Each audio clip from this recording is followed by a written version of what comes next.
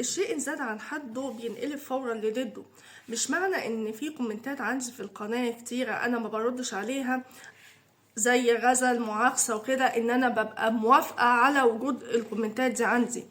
لا يا جماعة، اللي يعرفني من زمان يعرف ان انا اوقات كتيرة انا ما بيبقاش عندي وقت ان انا انزل فيديوهات او اعمل لها مونتاج، وفي نفس الوقت فما بالكم يعني انا ما عنديش وقت ان انا اصلا ابص على الكومنتات، بدليل ان انا بالصدفة لما الاقي كومنتات والاقيها من فترة ارد عليها وبرد عليها متاخر، فممكن ناس بتزعل مني ان انا برد عليهم متاخر. والله ما بقى شفتش فعلا كومنتاتهم، وفي ناس انا بشوف كومنتاتهم بالذات في الفتره الاخيره، حتى اخويا كريم اكيد عارف انا قصدي ايه.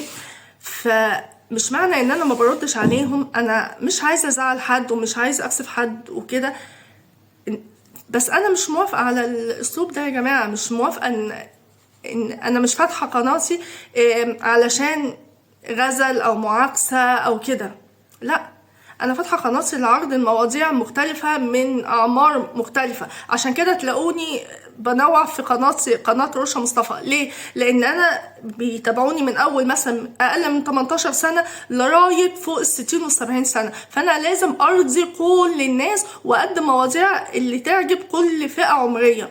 عشان كده بنوع في يعني المواضيع. فلما الاقي مثلا كومنت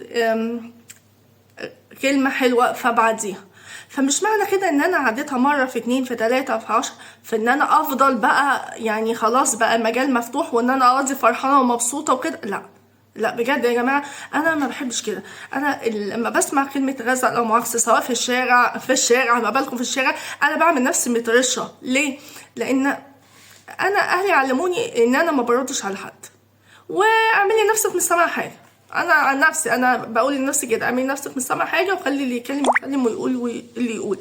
بس انا ابتديت بقى ازهق، ابتديت ازهق من خلاص ان التعليقات كل ما افتح الفيديو الاقيه كده يعني وما بردش. فطبعا ده رساله مفهومه ان انا مش موافقه على الاسلوب ده.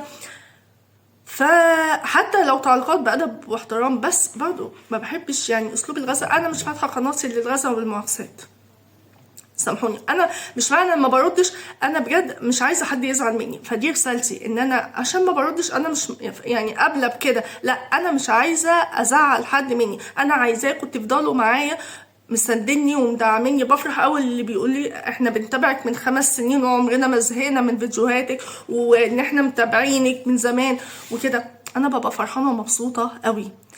فانا عايزه اللي داخلين مثلا يقولوا كلمه حلوه او يعكسوا او كده، لا، يقفوا معايا يساندوني ويتابعوني، ما يمشوش يعني ما يمشوش ويسيبوني، لا، يقفوا معايا ويدعموني ويساندوني كاختهم.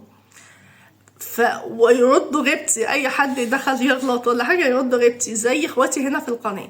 فدي رساله ان انا حبيت اوصلها، مش عايزه حد يزعل مني. انا بجد انا مش موافقه على الاسلوب او الكلمات اللي انا بتتقال، وانا مش عايزه حد يزعل مني، عشان كده ما بردش. بس يعني انا حبيت ان انا اوضح انا ليه ما بردش، بدليل لما بيكتبوا كومنتات خاصه بالفيديو انا برد عليهم، انما لما بلاقي الكومنتات التانية اللي فيها غزل او معاكسه وكده انا ما بردش عليهم، ويسالوني انتوا ما بترديش علينا ليه؟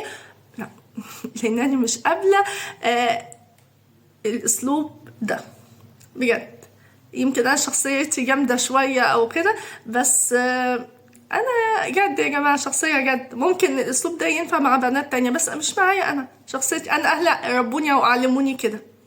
يا رب تكون رسالتي وصلت، مش عايزه حد يزعل مني، دعموني وساندوني. هرد عليكم في الكومنتات اللي ليها علاقه بالموضوع وتشجيعكم ليا. بس المواضيع التانية صدقوني تربيتي وتربية أهلي ليا بتمنع إن أنا أقبل التعليقات بالشكل ده. تابعوني.